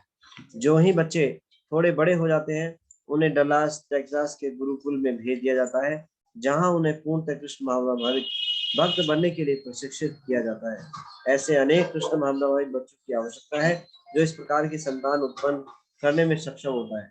उसे जनेंद्रियों का उपभोग करने नहीं दिया जाता। जब कोई कृष्ण भावना भावित स्वयं की विधियों का पूरी तरह अभ्यास कर लेता है तब वह प्रमाणित गुरु बनने के लिए योग्य हो सकता है। श्रील भक्ति सिद्धांत सरस्वती ठाकुर ने उपदेशामृत की अपनी अनिवृत्ति व्याख्या में लिखा है कि हमारी देहात्म बुद्धि से 3 प्रकार के वेग उत्पन्न होते हैं। बोलने का वेग, मन का वेग और शरीर के वेग। जब जीव इन 3 वेगों का शिकार बनता है तो उसका जीवन अशुभ बन जाता है। जो व्यक्ति इन वेगों का दमन करने का अभ्यास करता है वह तपस्वी बन जाता है। ऐसी तपस्या से वह पूर्ण पुरुषोत्तम भगवान की बहिरंगा शक्ति या माया शक्ति के उत्पीड़न को वश में कर सकता है। जब हम वाणी के वेग की बात करते हैं तो हमारा अभिप्राय व्यर्थ की बातों से होता है, यथा निर्विशेष मायावादी दार्शनिकों की बातें या सकाम कर्म कांड में लगे हुए व्यक्तियों की बातें या उन भौतिकवादी व्यक्तियों की बातें जो बिना रोक टोक के जीवन का भोग करना चाहते हैं। ऐसी समस्त बातें या साहित्य वाणी के वेग के व्यवहारिक प्रदर्शन है। अनेक लोग व्यर्थ की बातें करते हैं और व्यर्थ की पुस्तकें लिखते रहते हैं। ये सब वाणी के वेग का परिणाम है। इस प्रवृत्ति को निष्क्रिय करने के लिए हमें अपनी बातों को कृष्ण कथा की ओर मोड़ना होगा। श्रीमद् भागवतम 1.5.10 और 11 श्लोक में इसकी व्याख्या की गई है। ना यच्चरित्वस्पदं हरेर्यशो जगत् पवित्रं प्रगणित कहश्चित् तदा वायसं तीर्थ उपयशन्ति मानसा ना यत्र हंसा निर्मन्त्यु उशिक्षया। जो शब्द उन भगवान का यशोगान नहीं करते जो संपूर्ण ब्रह्मांड के वायुमंडल को अकेले ही पवित्र करने वाले हैं, वे साधु पुरुषों द्वारा गोवों के तीर्थ स्थल जैसे माने जाते हैं। चूंकि सर्वपूर्ण व्यक्ति दिव्य धाम के निवासी होते हैं अतएव उन्हें वहां कोई आनंद प्राप्त नहीं होता। तो भगवान के शुद्ध भक्तों को ऐसे स्थान में कोई आनंद नहीं प्राप्त होता जहां पर भगवान का गुणगान न हो। वो उसको कौओं का तीर्थ स्थल मतलब जहां पर काव काव करते हैं ऐसा ही स्थान मानते हैं, इसलिए वहां पर आनंद उन्हें नहीं मिलता। इसके विपरीत वह साहित्य जो अनंत परमेश्वर के नाम, यश, रूप, लीलाओं आदि की दिव्य महिमाओं के वर्णन से ओतप्रोत होता है, वह एक भिन्न सृष्टि होती है जो ऐसे दिव्य शब्दों से पूर्ण होती है जिनसे इस जगत की भ्रांत सभ्यता के अपवित्र जीवन में क्रांति लाई जा सकती है। ऐसा दिव्य साहित्य भले ही अपूर्ण रूप से रचा गया हो, वह उन शुद्ध व्यक्तियों द्वारा सुना, गाया तथा स्वीकार किया जाता है जो पूर्णतः निष्कपट है। निष्कर्ष यह निकलता है कि हम केवल पूर्ण पुरुषोत्तम परमेश्वर की भक्ति में सेवा के विषय में बातें करते हैं, तभी हम व्यर्थ की मुक्तापूर्ण बातों से अलग रह सकते हैं। हमें चाहिए कि कृष्ण भावनामृत की अनुभूति प्राप्त करने के उद्देश्य से ही अपनी वाग शक्ति का प्रयोग करें। जहां तक चंचल मन के विक्षोभों का प्रश्न है, वे 2 प्रकार के होते हैं। पहला अविरोध प्रति कहलाता है, जिसका अर्थ है अनियंत्रित आसक्ति, और दूसरा विरोध युक्त क्रोध कहलाता है, जिसका अर्थ है हताशा से उत्पन्न हुआ क्रोध। मायावादियों के 11 दर्शन में श्रद्धा, कर्मवादियों के कर्म फलों में विश्वास तथा भौतिकवादी इच्छाओं पर आधारित योजनाओं में विश्वास को अविरोध प्रीति कहते हैं। सामान्यतः ज्ञानी, कर्मी तथा भौतिकवादी योजना निर्माता बद्ध जीवों का ध्यान आकृष्ट करते हैं, लेकिन जब भौतिकवादियों की योजनाएं पूर्ण नहीं होती और उनकी युक्ति विफल हो जाती है तो वे क्रुद्ध हो उठते हैं। भौतिक इच्छाओं की विफलता क्रोध को जन्म देती है। इसी प्रकार शरीर की आवश्यकताएं 3 श्रेणियों में बांटी जा सकती है: जीव, उदर तथा जनेंद्रियों की आवश्यकताएं। जहां तक शरीर का संबंध है, यह देखा जा सकता है कि ये तीनों इंद्रियां प्राकृतिक रूप से एक ही सीधी रेखा में स्थित होती हैं और शारीरिक आवश्यकताओं का प्रारंभ जीव से होता है। यदि हम जीव की आवश्यकताओं को केवल प्रसाद खाने की क्रिया तक सीमित कर दे तो उदर तथा जनेंद्रियों की आवश्यकताएं स्वतः नियंत्रित हो जाएंगी। इस संबंध में श्रील भक्ति विनोद ठाकुर कहते हैं, शरीर विद्या जाल जड़ेन्द्रिया काहे का, जीवे फैले विशेषाग्रे तार मध्य जीवाती लोमय सुधर्मति, ठाके जेता कठिन संसारे कृष्ण बड़ा दयामय, करीबारे जीवा जय स्वाप्रसाद दिल भाई, से नाम पाओ, श्री श्री राधा कृष्ण गुंदाओ, प्रेम डाको चैतन्य ताई। हे भगवान, यह भौतिक शरीर अज्ञान का पिंड है और सारी इंद्रियां मृत्यु की ओर ले जाने वाली पगडंडियों की जाल है। हम ना जाने कैसे भौतिक इंद्रिय भोग के सागर में गिर गए हैं और समस्त इंद्रियों में से जीव अति भुक्कड़ तथा दुर्गम है। इस संसार में जीव को जीत पाना अत्यंत कठिन है, लेकिन हे कृष्ण, आप हम पर बड़े कृपालु हैं। आपने हमें जीव को जीतने में सहायता करने के लिए यह उत्तम प्रसाद भेजा है। अतएव हम भर पेट यह प्रसाद लें और श्री राधा तथा कृष्ण का गुणगान करें और सहायता के लिए महाप्रभु चैतन्य तथा प्रभु नित्यानंद का प्रेम से आह्वान करें।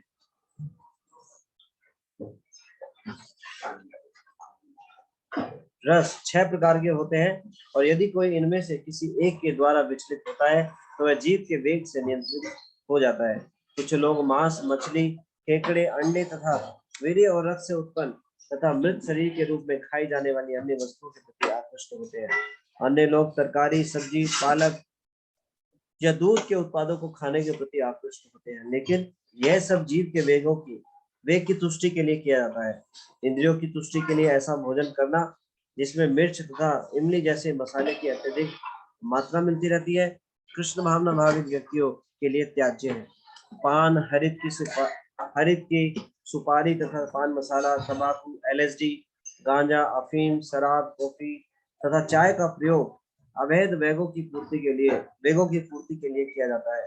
यदि हम कृष्ण को अर्पित किए गए भोजन के उच्चिष्ट को ही स्वीकार करने का अभ्यास करें तो माया के उत्पीड़न से बच सकते हैं। तरकारियां, अन्न, फल, दुग्ध उत्पाद तथा जल भगवान को अर्पित किए जाने के बाद समुचित भोज्य पदार्थ है, जैसा कि भगवान ने स्वयं संस्तुति की है। किंतु यदि कोई स्वादिष्ट होने के कारण ही प्रसाद ग्रहण करता है तो इसकी अधिक मात्रा खाता है तो वह भी जीव के वेग को पुष्ट करने का शिकार बनता है। श्री चैतन्य महाप्रभु ने हमें शिक्षा दी है कि प्रसाद खाते समय भी अत्यधिक स्वादिष्ट व्यंजनों से बचना चाहिए। तो प्रसाद का मतलब ये नहीं है कि अनियंत्रित होकर आवश्यकता से अधिक पाया जाए। शरीर को जितनी आवश्यकता है उतना आवश्यकता के लिए, इच्छाओं के लिए नहीं पाना चाहिए। इच्छा आ रही है तो बहुत ज्यादा ओवर ईटिंग करना, बाकी लोग ऐसा नहीं करते। यदि हम ऐसा उत्तम भोजन खाने के मनोभाव से अर्चा विग्रह को स्वादिष्ट व्यंजन अर्पित करते हैं तो हम जीव की आवश्यकताओं को पूरा करने के प्रयास में फंस जाते हैं। यदि हम किसी धनी व्यक्ति का आमंत्रण इस विचार से स्वीकार करते हैं कि वह स्वादिष्ट भोजन करने को मिलेगा, तो भी हम जीव की आवश्यकताओं को पूरा करने का प्रयास करते हैं। चैतन्य चरितामृत अंत्य लीला 6 अध्याय के 227वें श्लोक में कहा गया है, जीवारे लालाय साई ये इति उतिधाय शिशोधर परायण कृष्ण न ही पाए। जो व्यक्ति अपने स्वाद की तृप्ति के लिए इधर उधर दौड़ता रहता है और जो अपने उदर तथा जननेंद्रियों की इच्छाओं में सदैव आसक्त रहता है, वह कृष्ण को पाने में अक्षम रहता है। इस जैसा कि पहले कहा जा चुका है, जीव, उदर तथा जननेंद्रियां एक ही सीधी रेखा में स्थित है और वे एक ही कोटि में आते हैं। भार न खाइबे और भार न पहरिबे, ना तो विलासपूर्ण वस्त्र धारण करे, ना ही स्वादिष्ट भोजन करे। चैतन्य चरितामृत 6 अध्याय अंत्य लीला 6 अध्याय का 236 पर। तो चैतन्य महाप्रभु ने शिक्षा दी है, भार न खाइबो, भार न पहरिबो। बहुत ज्यादा ओपुलेंटली वस्त्र नहीं पहनने चाहिए, साफ शुद्ध स्वस्थ जो है कपड़े पहनने चाहिए। बहुत ज्यादा तड़क भड़क वाले कपड़े नहीं पहनने चाहिए और बहुत ओपुलेंटली नहीं खाना चाहिए। हाँ, वैष्णवों को ओपुलेंटली खिलाना चाहिए, लेकिन स्वयं को कैसे खाना चाहिए? सिंपल खाना चाहिए। इसका मतलब ये नहीं है कि जब प्रसाद वितरण हो रहा है, किसी वक्त जो प्रसाद वितरण कर रहे हैं वहाँ बहुत तरह तरह के आइटम अर्पण कर रहे हैं, तो हम बोले नहीं मैं नहीं खा पाऊंगा, मैं तो बिल्कुल सिंपल खाऊंगा। ऐसा नहीं, पा लेना चाहिए। मतलब अपने इच्छा नहीं होनी चाहिए बहुत ज्यादा विलासतापूर्ण प्रसाद पाने की। जैसा भगवान के कृपा से मिले वैसे उसको स्वीकार करना चाहिए। करेला मिले तो करेला पाना चाहिए, पनीर मिले तो पनीर पाना चाहिए। इस प्रकार से प्रसाद को कृपा के रूप में लेकर ऐसा बताते हैं, मैंने सुना है वैष्णवों से, जो प्रसाद है वो भगवान की बांसुरी के समान है। बांसुरी भगवान के अधर को टच करती है और जब भगवान बांसुरी को बजाते हैं तो उससे अलग अलग रस निकलते हैं, ध्वनि निकलती है, अलग अलग राग निकलते हैं। उसी प्रकार से जो प्रसाद है, जो भगवान को अर्पण किया हुआ भोग है, वो प्रसाद बन जाता है, क्योंकि उसने भगवान के अधर को छुआ है। तो भगवान के अधर को छुआ है, तो एक प्रकार से उसमें अलग अलग रस है। तो हम इस भाव से पाएंगे इसको, कृपा के भाव से। तो जब हम उसको सुनेंगे तो हम शुद्ध हो जाएंगे। जैसे बांसुरी की, भगवान की जो बांसुरी को जो सुनते हैं तो बड़ा आनंद प्राप्त होता है, ऐसे ही भगवान के उचिष्ट को, भगवान के अधामृत को इस भाव से पाएंगे कि ये भगवान की कृपा है, और उसको कृपा के भाव में ग्रहण करेंगे तो हमारा चित्त का शुद्धिकरण होगा और भगवान का प्रेम प्राप्त होगा। तो ये इसका सही तरीका है प्रसाद को पाना। तो प्रसाद की प्लेट जो है वो बांसुरी के समान है, जिसमें अलग अलग आइटम्स है, अलग अलग राग निकल रहे हैं। तो कैसे देखना चाहिए उसको? भगवान की कृपा के रूप में देखना चाहिए। जो भी भगवान पाते हैं उसको हमें पाना चाहिए, उसमें भेद बुद्धि नहीं करना चाहिए। कोई आइटम अच्छा लगता है तो उसको पाएंगे, दूसरे को नहीं पाएंगे, ऐसा नहीं करना चाहिए। कृपा के रूप में उसको ग्रहण करना चाहिए।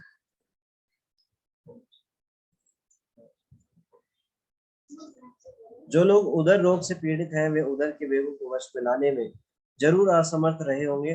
कम से कम इस विश्लेषण से तो यही लगता है। जब हम आवश्यकता से अधिक खाना चाहते हैं तो हम जीवन में स्वतः अनेक सुविधाओं को जन्म देते हैं, किंतु यदि हम एकादशी तथा जन्माष्टमी जैसे दिनों में उपवास रखें तो हम उदर की आवश्यकताओं पर अंकुश लगा सकते हैं। तो ये जो माधव तिथि है उनका हमें पालन करना चाहिए। एकादशी, जन्माष्टमी, जितने भी वैष्णव जो तिथियां हैं उनको हमें दृढ़ता से पालन करना चाहिए। तो ये स्वतः ही जो है ये वेग कंट्रोल हो जाता है। जहां तक जननेंद्रियों के वेगों का संबंध है, वे दो तरह के हैं, उचित तथा अनुचित, अथवा वैध और अवैध समागम। जब मनुष्य ठीक से शयान हो जाए तो वह शास्त्र विधि के अनुसार, शास्त्रों के विधि विधानों के अनुसार विवाह कर सकता है और अपने जननेंद्रियों का उपयोग उत्तम संतान उत्पन्न करने के लिए कर सकता है। यह वैध तथा धार्मिक है, अन्यथा वह किसी प्रकार के नियंत्रण के बिना अपनी काम वासना की तृप्ति के लिए अनेक कृत्रिम साधनों का प्रयोग करता रहेगा। जब कोई अवैध विषयी जीवन में, जैसा कि शास्त्रों में इसकी परिभाषा दी गई है, उसके विषय में चिंतन, योजना बनाना, चर्चा करना या वास्तविक संभव करना या कृत्रिम साधनों से काम तृप्ति में लिप्त होता है तो वह माया जाल में फंस जाता है। ये बहुत ही महत्वपूर्ण है। उसके विषय में चिंतन भी नहीं करना चाहिए, स्त्री को पुरुष के प्रति और पुरुष को स्त्री के प्रति चिंतन भी नहीं करना चाहिए इस विषय में। और योजना बनाना, चर्चा करना, ऐसे व्यक्ति, ऐसे लोगों का संग करना जो इस बारे में चर्चा कर रहे हैं, या इस प्रकार के कुछ चित्रों को देखना, इन सब से अपने आप को वर्जित करना चाहिए। दृढ़तापूर्वक इस नियम का पालन करना चाहिए। ये आदेश न केवल गृहस्थों पर लागू होते हैं, अपितु त्यागियों या जिन्होंने संन्यास ग्रहण कर लिया है उनके लिए भी है।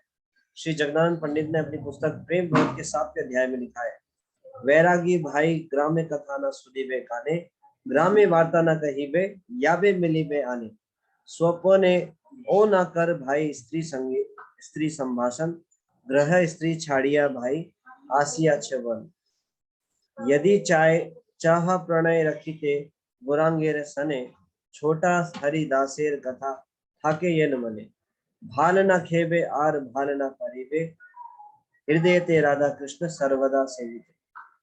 प्रिय भाई, तुम सन्यासी हो, तुम सामान्य संसारी बातें नहीं सुननी चाहिए, और न ही जब किसी अन्य से मिलो तो संसारी बातों के विषय में चर्चा करनी चाहिए। स्त्रियों के विषय में तो स्वप्न में भी विचार मत करो। तुमने जिस व्रत के साथ संन्यास लिया है वह स्त्रियों की संगति करने से तुम्हें रोकता है। यदि तुम चैतन्य महाप्रभु का सानिध्य चाहते हो तो तुम्हें छोटा हरिदास की घटना सदैव स्मरण में रखनी चाहिए कि किस तरह महाप्रभु ने उसका परित्याग किया था। ना तो विलासी भोजन करो, न सुंदर वस्त्र पहने, लेकिन सदैव विनीत बने रहो और अपनी अंतरतम में श्री श्री राधा कृष्ण की सेवा करते रहो। श्रीमद् भागवतम के 7वें स्कंद की 5वें अध्याय के 30वें श्लोक में प्रहलाद महाराज ने कहा है, श्री प्रहलाद उवाचा मतिर कृष्णे परता स्वतो वा मिथो अभिपद्येत ग्रहवतानाम अदांत गोभिर विस्ताम तमिष्टम पुनः पुनश्च चरित चर्मिणाम। जिन लोगों ने अपनी इंद्रियों की तृप्ति के लिए इस भौतिक जगत पे अपना अस्तित्व बनाए रखने का निश्चय कर लिया है, उनके लिए ना तो निजी प्रयास से, ना अन्य के उपदेशों से, ना ही स्वभाव से कृष्ण भावना भावित होने की कोई संभावना नहीं है।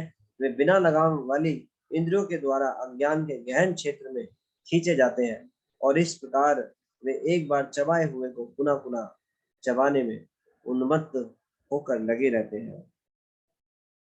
तो ये था पहले श्लोक का अनुवाद और तात्पर्य हमने पढ़ा। तो ये 6 वेगों को दमन करना बहुत ही आवश्यक है। कई बार ऐसे गुरु मिल जाते हैं, इंद्रियों को दमन करने की आवश्यकता नहीं है, इतना भोगो कि वैराग्य स्वतः ही उत्पन्न हो जाएगा। नहीं, ऐसे मूर्खों का मंतव्य हो सकता है, लेकिन श्रील प्रभुपाद जी का और यहाँ प्रहलाद महाराज जी को कोट कर रहे हैं प्रभुपाद जी। तो प्रहलाद महाराज जी का क्या मंतव्य है? वो कह रहे हैं इन इंद्रियों तृप्ति की जो इच्छा है इनको निषेध करना होगा। अगर कोई ऐसा नहीं करता तो वो किसी भी प्रयास से वो शुद्ध नहीं हो सकते, बार बार जो है इस संसार में आते रहेंगे। तो बिना 6 वेगों को दमन किए हुए, दमन करने का मतलब है उन पे रोक लगाना। हो सकता है वेद आना बंद ना हो, लेकिन ये ठान लेना कि मुझे आचार्यों के उपदेशों का पालन करना है, आचार्यों ने ये नियम दिए हैं, हमें उनका दृढ़ता पूर्वक पालन करना है। हमें कभी भी इन आचार्यों की जो उपदेशों की जो लक्ष्मण रेखा है उसको लांघना नहीं चाहिए। भगवान राम की लीला में जब रावण सीता मैया को हरण करके ले गया था, तो सीता मैया जो है वो रिप्रेजेंट कर रही है हम सभी जीवात्माओं को। यह संदेश मिल रहा है कि जब वो गुरु के द्वारा, लक्ष्मण जो है, भगवान जो लक्ष्मण है वो बलराम जी है स्वयं, और बलराम जी गुरु तत्व है, तो वो जो कोई उपदेश देते हैं तो उसकी लक्ष्मण रेखा को हमें पार नहीं करना चाहिए। तो लक्ष्मण जी ने ये कहा था कि इस लक्ष्मण रेखा को पार मत करना। तो ऐसे ही हमें कभी भी आचार्यों के उपदेश जो है उनकी इंस्ट्रक्शन का उल्लंघन नहीं करना चाहिए, तुरंत माया हमें दबोच लेगी। कृष्णा भूलिया जीव भोग वांछा करे, निकट स्थित माया झपट दिया पड़े। जैसे ही लक्ष्मण रेखा को पार करेंगे माया दबोच लेगी। तो सावधान रहना चाहिए, कभी भी हमें उपदेशों के जो रेखा है उसको लांघना नहीं चाहिए, अपने आप को उन उपदेशों से बांध कर रखना चाहिए। तो वेगों को दमन करने का मतलब क्या है? जो अगर अपने आचार्यों के उपदेशों को बिल्कुल दृढ़ है, सुदृढ़ है उसका पालन करने में, उनके आदेशों से टस से मस नहीं होता, ऐसा व्यक्ति भी जो है वो शिष्य को स्वीकार कर सकता है। तो आप देखते हैं इस्कॉन में शिक्षा गुरु, दीक्षा गुरु, है ना, जरूरी नहीं है पद प्रदर्शक गुरु को फॉलो किया जाए। पद प्रदर्शक गुरु हो सकता है वो खुद पालन ना कर रहे हो, लेकिन एक दिशा देते हैं भक्ति में जुड़ने की। एक उदाहरण याद आ रहा है चौपाटी टेम्पल का। चौपाटी टेम्पल के पास में एक पार्क है, तो वहाँ पे गौरांग प्रभु जी बता रहे थे एक बार कि वहाँ पे एक व्यक्ति है जो डेली प्रतिदिन मॉर्निंग वॉक को आते हैं। तो उनसे जो भी, जिन लोगों से भी वो मिलते हैं, उनको वो शिक्षा देते हैं कि जाओ इस्कॉन मंदिर में जाओ, बहुत अच्छा है, बहुत अच्छा बताते हैं। और उन्होंने ऐसे हजारों लोगों को जोड़ दिया भक्ति में, लेकिन खुद आज भी माला नहीं करते। तो ऐसे जो लोग हैं वो पथ प्रदर्शक गुरु कहलाते हैं। वो भक्ति में आने की दिशा देते हैं, भक्ति से जोड़ते हैं। तो जो भक्ति के नियमों का पालन ना करे, आचार्य के उपदेशों का पालन न करे, उनको गुरु स्वीकार नहीं किया जा सकता। लेकिन जो आचार्यों के निर्देशन का, उपदेशों का दृढ़ता पूर्वक पालन करे, वो गुरु स्वीकार किया जा सकता है। और साथ ही साथ ये हमने सीखा कि इन 6 लोगों को हमें रोकना होगा। वेग आएंगे अपनी पुरानी प्रवृत्ति के कारण, लेकिन हमें कोई एक्शन नहीं लेना, उनको इग्नोर करना है और अपने आप को भगवान के नाम में लगाना है, भक्तों के संग में रखना है। तो हम जो है आगे जो उपदेश दे रहे हैं उनका पालन कर पाएंगे और भक्ति में आगे बढ़ पाएंगे, शुद्ध भक्ति कर पाएंगे। हरे कृष्णा कृष्ण कृष्ण हरे हरे, हरे राम राम राम हरे। धन्यवाद। श्रील उपदेशामृत ग्रंथ की जय। श्रील रूप गोस्वामी जी के हैं, जगत गुरु श्रील प्रभुपाद जी। आप सब भक्तों का बहुत बहुत धन्यवाद। तो ये पहला श्लोक की चर्चा की, तो मुझे लगता है कि ये हम अनुवाद तात्पर्य के साथ नहीं पढ़ पाएंगे, तो कल हम श्लोक पढ़ेंगे और उस पर चर्चा करेंगे। कुछ कुछ पॉइंट जो होंगे उस पर कर पाएंगे, अदरवाइज ये हो नहीं पाएंगे पूरे, है ना। तो हम 2 दिन में श्लोक को पढ़ेंगे, अनुवाद को पढ़ेंगे और फिर इसमें कुछ कुछ महत्वपूर्ण जो पॉइंट है उन पर चर्चा करेंगे। आप सब भक्तों का धन्यवाद। किसी कोई प्रश्न है आज की चर्चा से संबंधित?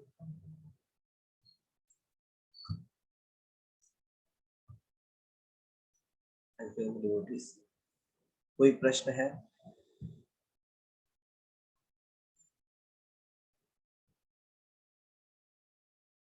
कोई टीका टिप्पणी कुछ करना चाहते हैं आज से संबंधित चर्चा की?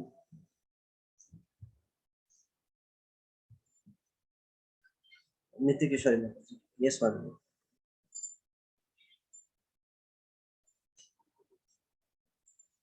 अभी अनम्यूट कर सकते हैं। हरे कृष्ण प्रभु जी, दंडवत प्रणाम। प्रभु जी क्लास बहुत अच्छी है, पर जितनी सुनने में इजी लगती है उतना ही इसको प्रैक्टिकल अप्लाई करने में बहुत ज्यादा डिफिकल्ट है। तो प्रभु जी इस लेक्चर्स के अकॉर्डिंग एक बार एक क्लास में सुना था, तो मैं वही पॉइंट शेयर करना चाहती थी कि हम तो 5 इंद्रियों के पीछे घूम रहे हैं और अपनी जान को, अपने जीवन को खराब कर रहे हैं। जो एनिमल्स हैं उन्होंने एक एक सिर्फ इंद्रिय तृप्ति के लिए अपनी जान गंवाई है। जैसे पतंगा है, उसको मोमबत्ती का लो अच्छी लगती है तो वो उसके ऊपर आकृष्ट होकर अपनी जान गंवा देता है। हिरन को म्यूजिक सुनना अच्छा लगता है, वो म्यूजिक सुनने के चक्कर में अपनी जान गंवा देता है। मछली खाने के पीछे अपनी जान गंवाती है। हाथी स्पर्श की वजह से जब उसको पकड़ना होता है तो वो गड्ढा खोदते हैं और उसके बाद उसको घास से ढक देते हैं और उधर हाथनी को खड़ी कर देते हैं तो हाथी गिर जाता है। तो इन सब ने एक चीज और थी प्रभु जी, भंवरा, उसको फूलों की सुगंध अच्छी लगती है, वो उसके पीछे अपनी जान को गंवा देता है। तो हम तो 5 इंद्रिय तृप्ति के पीछे घूम रहे हैं, तो हमारा तो क्या हर्ष होगा। तो वाकई में मन को कंट्रोल करना बहुत ज्यादा डिफिकल्ट है। यदि इसके ऊपर एक घोड़े को भी एक लगाम की वजह से ही कंट्रोल किया जाता है, यदि हमारे मन के ऊपर भगवान की और हरि नाम की लगाम लगी रहेगी, तभी शायद किसी न किसी दिन इसको कंट्रोल कर पाएंगे। और वैष्णव भक्तों के संग से। हरे कृष्ण प्रभु जी, धन्यवाद। Thank you so much. इसी बात से एक स्मरण बात याद आ रही थी, जो मन को कंट्रोल करना ये बहुत ही कठिन कार्य है। कोई अपनी पूरी शक्ति लगा दे मन को कंट्रोल करना, ये असंभव है। निर्जन भजन करके भी कोई कंट्रोल नहीं कर सकता। कलयुग में ये केवल एक ही उपाय से कंट्रोल हो सकता है, मन। अपने आप को भक्तों के सुरक्षा घेरे के दायरे में रखना। हमें कभी भी अपने आप को अकेले नहीं रखना चाहिए। अगर हम इस नियम का पालन करेंगे तो मन 100% कंट्रोल हो जाएगा। ये अगर हम इसको हमेशा अपने आप को याद दिलाएंगे, मुझे कभी भी अपने आप को अकेले नहीं रखना है। जैसे ही अकेला होगा मन, तो 2 चीजों का चिंतन करेगा, जैसे प्रभु जी ने बताया पहले भी लेक्चर में, मनी और वुमन। पुरुष के लिए स्त्री और स्त्री के लिए पुरुष। जैसे ही एकांत में होंगे तो ये 2 चीज का स्मरण होगा। तो अपने आप को पूरा प्रयास करना चाहिए, कभी भी अकेले ना छोड़े। अपने आप को हमेशा भक्तों के संग में रहे। फिर ये मन क्या करेगा? मन कुछ नहीं कर सकता। मन को तो वैष्णव के चरणों में प्रणाम करना पड़ेगा, दंडवत। क्यों? अपनी मनमानी चलेगी नहीं उसकी। अब मान लो, सोचो सड़क पे जा रहे हैं, सड़क में अगर वैष्णवों के साथ में जा रहे हैं तो मन के अंदर ऐसे दूषित विचारों का संग है, ऐसा वेग है। मान लो स्त्रियों को देखने का वेग है। अकेले जा रहे हैं तो स्वच्छंद है, थोड़ा सा टेढ़ा करते हुए इधर उधर नजर घुमाई, देख लिया, इंद्रिय तृप्ति कर ली। अब सोचो साथ में वैष्णव है तो इंद्रिय तृप्ति कैसे होगी? नहीं होगी। तुरंत इंस्ट्रक्शन याद आएंगी, अरे नहीं करना है, ऐसा है, प्रभु जी साथ में है, ऐसा नहीं करना है। जब हम ऐसा बार बार अपने आप वैष्णव के संग में रखेंगे तो ये इंस्ट्रक्शन याद आएंगे। और इंस्ट्रक्शन याद आने से क्या होगा? हमारी जो प्रवृत्ति है जो पुरानी है वो धूमिल होती चली जाएगी, नष्ट होती जाएगी और वो धीरे धीरे शुद्ध हो जाएगी। तो क्या करना है? तो भक्तों के संग में एक तो सबसे पहली बात है, जो कुछ चीजें हैं, जो प्रतिकूल चीज है, उनको हम अवॉइड करने की शक्ति मिलेगी। तुरंत स्मरण होगा, तुरंत सभी इमेज कॉन्शियस होते हैं, तो ऐसा लगेगा हाँ कोई देखेगा तो क्या करेगा, क्या सोचेगा। और दूसरा, जो अनुकूल चीजें हैं वो स्मरण आती है भक्तों के संग से। क्या करना है, हरे कृष्णा करना है तो तुरंत एकदम से स्मरण होगा, हरे कृष्णा कृष्णा कृष्णा हरे हरे, हरे राम राम राम हरे हरे। तो अगर मन को कंट्रोल करना है तो कोई निर्जन भजन करके भी नहीं कर सकता, भक्तों के संग में करना। भक्तों के संग में करेंगे, भक्तों के संग में जब करेंगे तो मोबाइल को टच नहीं करेंगे। नहीं तो क्या होगा, अगर अकेले में जब करेंगे तो कभी मोबाइल हाथ में आ जाएगा, कभी कुछ और चिंतन चला जाएगा, या सो जाएंगे, कुछ ना कुछ हो जरूर जाएगा। भक्तों के संग में करेंगे तो भक्त हेल्प करने के लिए तैयार है। तो मन को केवल भक्तों के संग से ही कंट्रोल किया जा सकता है, अदरवाइज और कोई उपाय नहीं है। कलयुग में आसपास का वातावरण इतना दूषित है, अकेले नहीं कर सकते। जैसे आपने देखा होगा जब किसी चीज के लिए प्रोटेस्ट करते हैं तो कोई एक व्यक्ति जाए, वो प्रोटेस्ट करे, कोई नहीं सुनेगा। जब सब मिलकर एक साथ चिल्लाएं हाय हाय हाय हाय तो सुना जाता है ना। तो ऐसे ही जब संग में भगवान का नाम लेते हैं, हरे कृष्णा कृष्ण कृष्ण हरे हरे, हरे राम राम राम हरे, मन को आदत पड़ जाती है। मन में काम क्रोध लोभ मोह जो है ये सारे दंगों के समान है। जब दंगा होता है तो क्या होता है, पुलिस कंट्रोल करने के लिए सबसे पहले आंसू गैस के लिए गोले छोड़ती है, काम नहीं चलता है। फिर क्या करती है, लाठी चार्ज करती है तो काम नहीं चलता। फिर जब भी नहीं मानते तो फिर क्या होता है, हवा में फायर करा जाता है तो भी काम नहीं चलता। तो फिर क्या करती है, पुलिस एक आध लोगों पे फायरिंग करती है, तब भी नहीं मानते हो। जब भी उधर मचाते हैं तो फिर क्या करा जाता है, सेना को बुलाया जाता है और तोप लगाई जाती है, सब गायब हो जाते हैं, है ना। तो ये जो भगवान के प्रियजन है ये सेना के समान है। हमारे हृदय में सब काम क्रोध लोभ मोह का दंगा चल रहा है, सब कर रहे हैं हाय हाय हाय हाय हाय हाय। ऐसे दंगे आतंकवादियों को कैसे भगाया जाएगा, वैष्णवों के संग से, और कोई उपाय नहीं। तो अपने आप को वैष्णवों के संग में रखना चाहिए, सुरक्षित रहेंगे, दंगा नहीं होगा हृदय में। और क्या होगा, नाम की बारिश होगी, हरे कृष्ण कृष्ण कृष्ण हरे हरे, हरे राम राम राम। केवल यही एक बात है। थैंक यू माता जी, थैंक यू सो मच, आपने शेयर किया। और किसी कोई प्रश्न है? नहीं, ठीक है। आप सभी भक्तों का बहुत बहुत धन्यवाद, थैंक यू सो मच। हरे कृष्णा, आप क्षमा कीजिएगा, त्रुटि हो गई। हरे कृष्ण प्रभु जी दंडवत कृष्णा प्रभु जी दंडवत हरे कृष्णा प्रभु जी दंडवत प्रणाम। थैंक यू सो मच प्रभु जी, हरे कृष्ण जी दंडवत प्रणाम। हरे कृष्णा कृष्णा प्रभु जी दंडवत प्रणाम। थैंक यू सो मच प्रभु जी प्रवचन के लिए। प्रणाम। हरे कृष्णा प्रभु जी बहुत अच्छा लगा।